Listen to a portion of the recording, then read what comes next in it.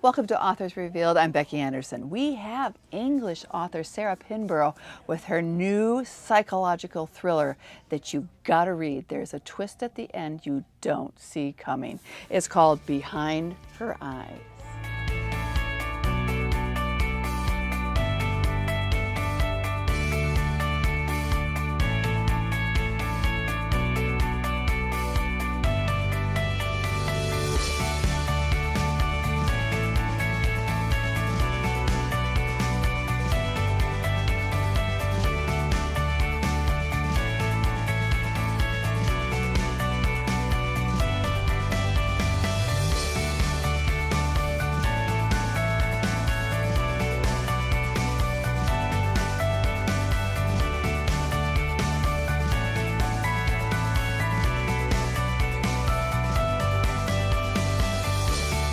Sarah, welcome to Naperville and Anderson's. It's so great to have you here. Thank you for having me. It's very good to be here. Well, I want to tell you this book, we have talked about it so much. Those of us, I read it several months ago, and before I read it, I had two other booksellers read it, and they said, please read it fast. We have to talk. We have to read this book. Because they said, well, I said, no spoilers. I'm not listening, and if you're going to talk about it, I have to leave the room, But it was incredible. And we have the one bookseller who read it. She is a huge mystery thriller, and she usually can guess everything.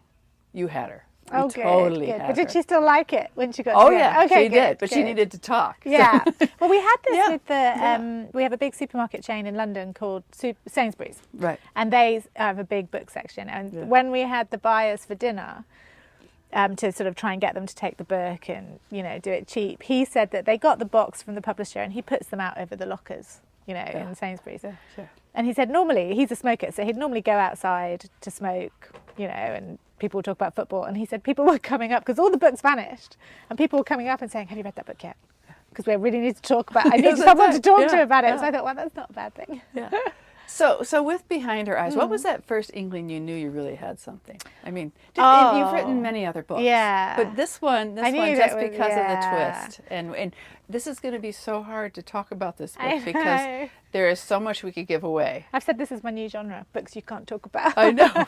So we're going to talk in generalities, but maybe talk a little bit about the characters. But when did you know you really had something? When I had the ending. I mean, because I'd been asked to pitch to HarperCollins, and I knew I wanted to write about two women, and I knew I wanted to write about two women's perspective on an affair, and that getting drawn in, because it's not technically about the affair, but I think an affair is a really good sort of setting for a thriller, because it's already seeped in deception, Right. But I was umming and ahhing, and I was wandering up and down sort of the high road and thinking, I've got nothing, I haven't got anything unusual. There's 100 of those books out there, about affairs.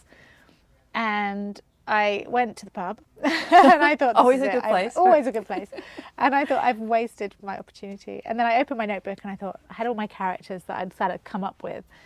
And then I suddenly had the ending, and I thought, oh, that could be quite interesting. So here you had a brief sort of outline of what the characters, but the ending. So in some ways, did you write backwards? Well, I worked towards the end, definitely. Yeah, worked towards the end. Yeah, I had that. And I remember my editor saying, oh, this is going to be a really hard book to write. And I was like, don't be so ridiculous. I know what's going to happen. It's not going to be that hard. And then when I started writing it, I thought, actually, this is quite hard, because you want to be as honest as possible. Sure, right. And then at the same time, there's this whole thing that you want people to get to and go, oh, I should have seen that. Yeah. And I kept thinking, I've got this figured out. Yeah. I know. And then I would read more about Adele. I'd read more about Louise. And this is so hard to talk about. But David. And I think, I think I've got this. And then, no, I don't have this. But even when I was reading it for the page proofs, because I obviously had like my little paths I wanted people to go down. So I'd kind of led people down paths. But even as I was reading the page proofs, with a distance from having written it, I was like, oh, actually, they might even think this because of that. And they might think, because there were other suspicions that I hadn't even thought about. But I suddenly thought, oh, actually, there are so many things people could think I think here. you could probably sit down with maybe a dozen readers. Yeah. And they would have different, taking out the ending, what they were thinking, reading it through, because everybody has a different theory. Yeah, and it depends on their reading habits as well, That's you know? Right. Yeah. So I was quite pleased. So the book here in the States has been only out maybe about 2.5 weeks or so. Yeah. And it was like an instant New York Times bestseller. So how did that feel? I just like saying that. It was also an instant Sunday Times bestseller. Oh. We were number 1 this nice. week. So we went in at number 2. And then we're number 1 this week. So that was really good. And then obviously the New York Times is also, I didn't expect to get on that list, you know, like I was like, it's not going to happen. But it's been quite odd because I'm on tour. So literally I'm getting these phone calls saying, oh, you're New York Times bestseller, or oh, you're Sunday Times number 1. And I'm sitting like in a hotel room in my pants on my own, like, oh, okay, that's great. And then you're like, how should I celebrate? Yeah. I don't know, 1 glass of wine, but room service is a little bit tragic. So I kind of, it's hard to, I haven't quite processed it all, but it is exciting. Yeah. It is exciting. Well, I think it's a great distraction for people with this kind of book. And everyone I've talked to, you read it pretty much in one sitting. Well, I wanted to write something quite readable, and I think it's, I like books that you can just get lost in. Yeah. You know, and I think you can get very much distracted by needing to be literary or needing to be worthy. And actually, I always wanted to just be a storyteller because I think there's a great therapy in a good story. You know, if I sit back down with a book on the sofa, like under a blanket, and lose a day, I come away feeling like, oh, that was great. I just want everyone else to read this book. So I wanted to write a book that kind of had that fun element to it. So talking about Louise and Adele and David, so my happy family. Your happy family, this love triangle here, and tell us a little bit about where their DNA comes from. Who now Louise, who I see, I'm so afraid. But you feel most sympathetic with her character. I mean, she is our kind of reader's eyes in the story, and she is. I think I've said all women want to be Adele and all women are Louise. You know, because we all feel insecure about our thighs. We all want to lose a couple of pounds. None of us want to get naked in broad daylight. Right. You know, I don't care if you're Naomi Campbell or, you know, whoever. You kind of, I think underneath the skin, we're all sort of a bit. Yeah. And I'm also a woman in my 40s who's single. So I've had some unfortunate incidents with men that maybe I shouldn't have had. But these are the way that life unfolds. Yeah. And so I wanted to write about that kind of being on the outside of a marriage and feeling a bit insecure and feeling like life is passing you by. Right. But I have given up my electronic cigarette. So Louise is not entirely me. Okay, well, good. Glad to hear that. No, and I just felt with her, you know, she's a single mom. Yeah. You know, she's divorced. Her son, Adam, you know, I mean, I don't want to say too much. But, you know, she's even feeling, you know, distance from him because of his relationship with his dad. Yeah. And his dad's going to take him on a trip and all this kind of stuff. Moving on. But then we have Adele. So tell us a little about Adele and tell us where she came from. Well, I love Adele. She's my favourite character. But she is, and I don't think I'm giving anything away to say that she is damaged, I think would probably be a good way to talk about it. And she's kind of that idealised woman to a certain extent, in that she's very beautiful, she's very elegant, she's very mysterious. And I kind of think that's who, when we meet women like that, the rest of us, in fact all women, we kind of are fascinated by them immediately. Right. You know, we're kind of, how do they do that? How do they look so, how can they walk in those heels? How can they do this? And so I think when Louise meets Adele and she realises that this man's wife is actually way more gorgeous than her and more glamorous, she's kind of like, how can he be interested in me when he has this beautiful creature? She's almost like something otherworldly. Right. Right. But she's also a bit bonkers. Yeah. You know? Yeah. So and I think beauty and bonkers do go hand in hand. Right. Well, and the psychoness of this book is very interesting, but also it's a psychological thriller. So we bring in David, who is a psychiatrist. Yes. Yes. And I didn't want to give David a voice in the book, you know, because I wanted it to be about the women, and I wanted it to be about their views of him. You know, so in many ways, although. I mean, I'm quite a feminist, and I did have a moment of thinking, oh my God, I've written a book about basically two women obsessing over a man. But at the same time, he is the objectified thing in this novel, because it's how they see him and their judgments on him. And we don't really know his role in everything until it becomes revealed, you know? Sure. So whether good, bad, indifferent, irrelevant, you know, but he doesn't get a voice. So I was quite... And I wanted to write a kind of...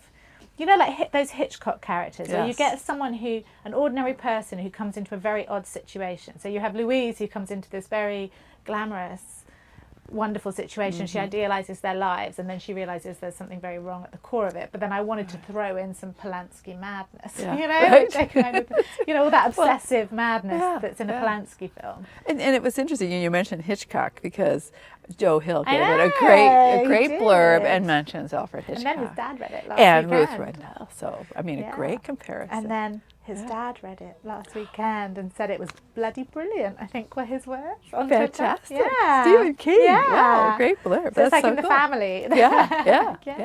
Oh, that good. storytelling thing's in the genes, and everyone in that family. It seems to be. You wouldn't want to be the one who couldn't tell a story. Exactly. About family, would you? That would be bad. That would be really bad. So, knowing that, you know, was it published the same day? In England? No, we were 5 days ahead. We were 5 days 26th ahead. of January. So question: was anything changed for the you know? No, the we did. U.S. Virgin. We gave the edit was done. I gave both editors the book at the same time. Okay. I mean, obviously they'd read it, but I'd literally just finished the first draft when the whole auction went on in America for the book. Yeah. So then Flatiron and HarperCollins got the same book, and they both sent me notes, and I just did that thing of, how about you two talk to each other, and then I can have one set of notes. And so they did, and there were some that were American notes and some that were English notes. I mean, I know that both said about Adam, who is the son. I don't have children, so I literally put this and I knew they were going to give me notes on the child, because I put this cardboard cut-out child in this book and then sent him off for the summer, you know, because I don't know anything about children. And they were like, Sarah, this is not a normal child. He's too perfect. So I then had to text all my friends with children and say, so how does a 6-year-old behave? And they were like, oh my gosh, they have these tantrums and they have those. So he became much more real in the edit. I had to raise some of the clues, because they had been a bit too subtle, because I felt like I was writing the clues and there were these big arrows going, this is a clue. And they were like, no, Sarah, we might need to raise these a little bit. So we did up the clues. Well, that's what I was wondering about, because, you know, you're building a world with this triangle here. And it's just like, I suppose, any other story, whether you write, because you write fantasy, you write, you know, you write all sorts of things. A lot of, you do write a lot of genres. But when you create that world, and that's the world of these relationships, and so you sort of have a roadmap in a way. But this is even more difficult because of what happens at the end.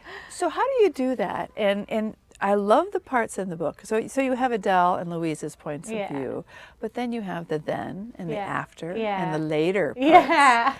And we're not going to give any clues away. But I love that part of it too, because you kind of go back in time.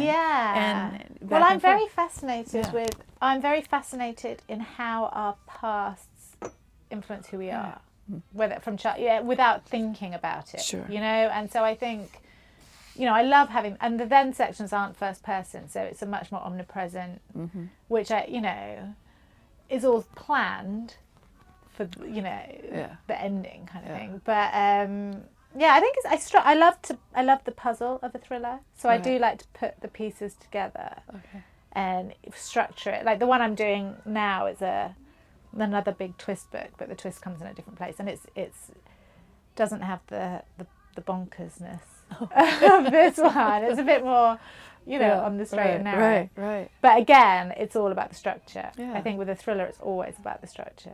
So, you know, as you're writing this, and you have the parts with Louise and Adele and everything, and you know where it's going. Are you surprising yourself with what you fill in from the beginning to the end, as much as we are surprised with what happens with the characters? Some of it surprises me. It's more actually that I take things out that I planned. Like there was going to be an extra murder in there that doesn't happen. And there was a lot more complexity. And then I thought, actually, there's enough to get your head around in this book without adding more plot, because actually it's about those women, it's about the characters, and it's about, you know, I think sometimes less is more. And so I just like those little last lines in chapters when you're like, oh my gosh, what's going on here? And, you know, so to do it that way was much more. You know, there was so much about this book about the ending. I know. You know, and people, you know, having to read it, and all the hype, the build up. And there's so many times when people are, oh, you got to read this book, there's a great twist on page 202 or something. And you read it and go, that barely moves, Yeah, you know? yeah. But this one is everything that's said about it is so true. I was really worried when the UK came up with that hashtag, the WTF, that ending, and then the Americans took it on. And I was a little bit like, they're setting me up to fail. Yeah. But what's been really good is that no one has spoiled. I think maybe a couple of Goodreads reviewers, whatever, have spoiled a little bit. But I think they say something on them. But don't they normally that they say it's going to be a spoiler. Yeah. But in the main, even people who haven't liked the book, you know, because it's not going to be to everyone's taste, they haven't spoiled it. So I think it's been really good. And it seems to have been 90% of people are, oh my God, that ending. So keeping things hidden, was it hard? It was a lot harder than I thought it was going to be. It was more just there were bits when because I think it's very important that characters do not lie. You know, I don't think the reader can ever feel cheated at the end. And so I think that characters can be untruthful, but they cannot lie. So it's about how you place the perspective. So no one in this book actually, they lie to themselves in that, I don't really want to have an affair, when she clearly does want to have an affair. But that's just natural self-deception. They self-deceive, but I wouldn't ever want them to lie to the reader.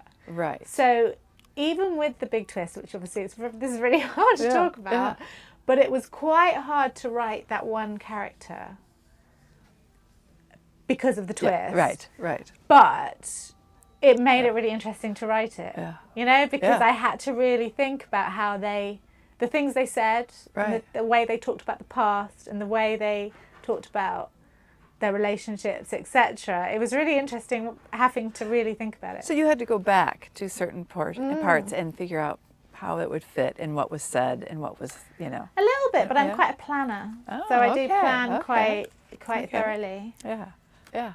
So there were crumbs that we should have paid. Yeah, there were quite a few crumbs. I'm going to have to go back. Well, I really want it to be the kind of thing that people go, oh my God, I should have seen that, and then go back. Because there are at least, I mean, obviously it's been a while since I wrote it, but I think 5 or 6 solid clues as to that twist. So when I don't mind people not liking the book, but when people say they couldn't have guessed it, I think, no.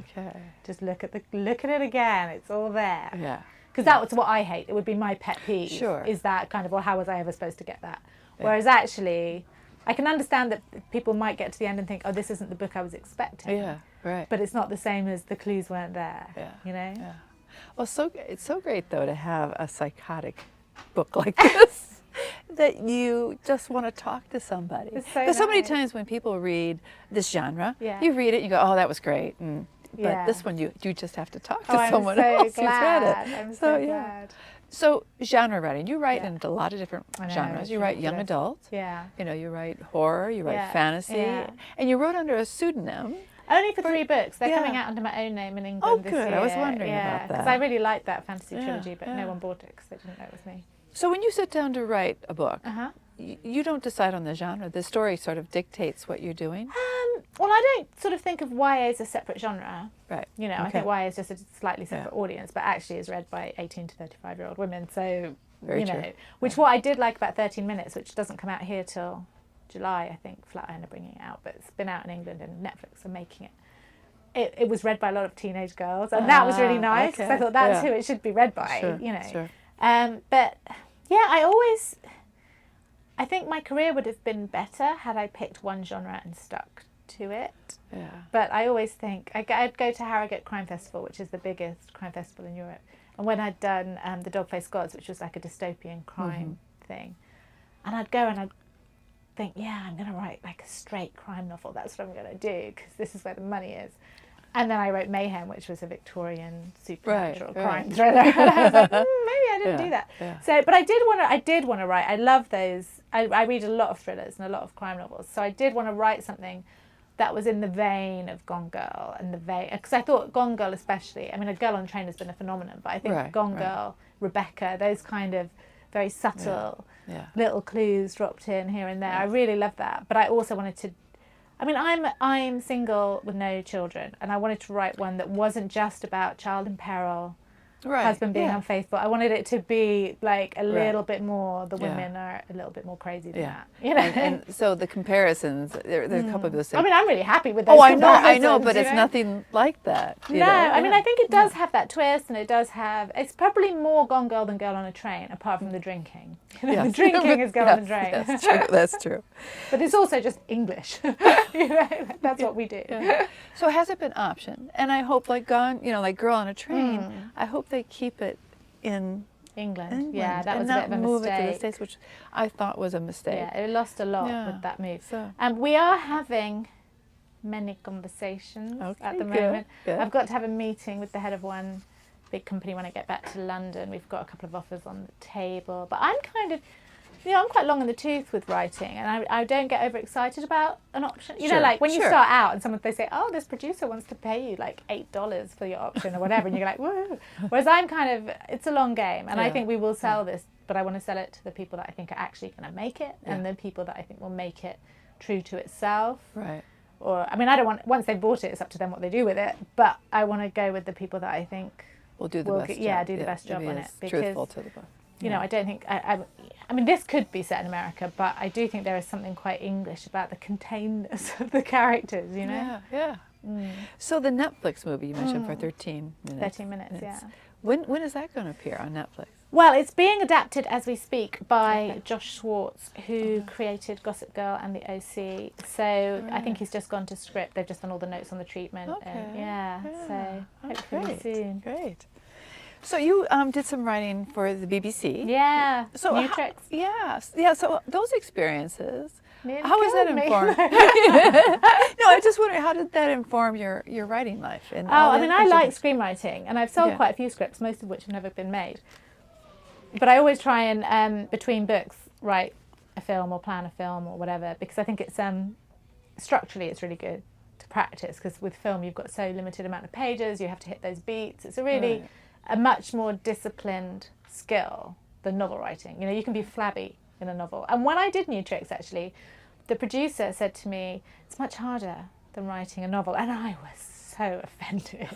And now, a few years later, I'm like, you know what, he was right. It's a very different skill set, and you can't, your mistakes show in a screenplay. But yeah, it certainly informed my dialogue.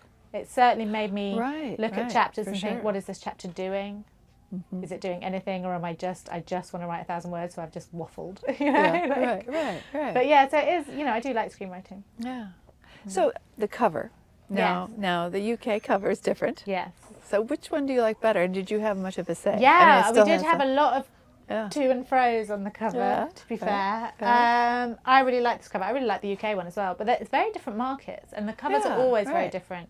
I actually like, which is going to offend both my main publishers, but the Spanish one best. Oh, really? And it's kind of very similar to that one. I will show you later. Okay. It's quite similar to that one, but it's very naturalist. It's just a very beautiful eye.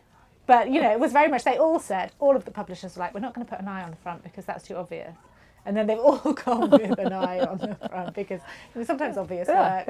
Yeah. Well, I like the pixelated photo. I really love it. I think it looks really classy. Yeah. So when you were young, do you remember back in the day. No, back in the day. Yes, back in the day for all of us. But do you remember wanting to be a writer when you were young? Yeah, I think I was writing from as long as I can remember. Okay. And it was always going to be actress or writer, and then I realised that actresses had to watch what they ate, get up really early in the morning, go to the gym a lot, and I was like, you know what, no, I can't be bothered with that. Yeah. So yeah, writing. Yeah. So what are you working on now? I know you mentioned another. I'm over halfway through. It's called Cross Her Heart. Oh. And it is another psychological thriller. Okay. I've also got to do a Bible for a TV show that I might be writing for an English company. A couple of short stories. But yeah, mainly I need to get this book done. Okay. And then also the next YA thriller. Okay. Oh, we'll come back. It'll be lovely to for either book. That'd be great. Or come back to our young adult. That would be awesome. Tons of teens and you'll have to come back. Brilliant. Yeah, I shall speak to Flatiron. All right, great. Please do. Okay, so Sarah, I end these interviews with a little quiz. They're all book related. Okay. You know I'm the really answers. rubbish. Okay. So whatever comes to mind, it's sort of a lightning round. So whatever comes to mind, That's what your answer is. Okay. Okay. Your favorite book when you were young? Peter Pan. Okay. That explains a lot. Okay. How about something when you were a teenager, or even when you went on to university? Oh, The Stand. Oh. See this all. This is so interesting when I hear these answers from authors. Okay. What is your favorite underrated novel? Oh, a book that you think people should read that just doesn't get as much King attention. Rat. Oh, okay. Only because I read it when I was about 17 and I just still think about those bowls of rice with the eggs in. Okay, how about a book you faked reading? Because we've all done it. Oh, so many. And normally ones written by friends. Where I just think, oh my God, I'm seeing them at the weekend and I Wikipedia a synopsis and go, loved your book. But I obviously can't mention those now. Yeah, right. Or even a classic. It was probably something like, it would be some Bronte novel or something. Because I'm not a great fan. Shakespeare, most of Shakespeare. Okay. I'm an ex-English teacher. I've pretended to read Shakespeare for a whole career. Okay, if you could live in the imaginary world of a book, you don't have to stay there, but maybe just visit. What world would that be of any fictional world? The imaginary world of a book. I'm tempted to say Game of Thrones, but I wouldn't last very long. I'd lock my head off. Or sort of that, I've gone off C.S. Lewis when I grew up and realised it was all religious allegory, but I loved, The Magician's Nephew, and I loved Narnia, and I really wanted to go through I still look at the back of wardrobes longingly. So I think if I could just at once, without the use of, drugs, go through the back of a wardrobe and find a lamp with it. Okay, do you remember the last book you gave as a gift? Well, I had a proof of a book that is coming out called Eleanor Oliphant is Completely Fine, and I gave that to my mum because she was a bit poorly, and it's a very funny book. Okay, and if you had to survive the zombie apocalypse, I wouldn't. But, but you get to have a sidekick. Okay. What fictional character would be your sidekick? Randall Flagg. Because, that dude is going to take out half of the world. He can take the dead people. Yeah. Good choice. Okay, and what are you reading now? Or something you've read recently? I am reading Emma Flint's Little Deaths. Okay. Which is really good, actually. And it's a kind of a novelisation of events in the 70s where a woman, a single mum, a little bit too much of a drinker, etc. Her children get taken in the night and murdered. And it's about her and the detective and how she is so judged, Right. But it's very evocative. And it's been marketed as sort of psychological thriller. And I think they've done it a disservice, actually, because it's actually kind of literary fiction.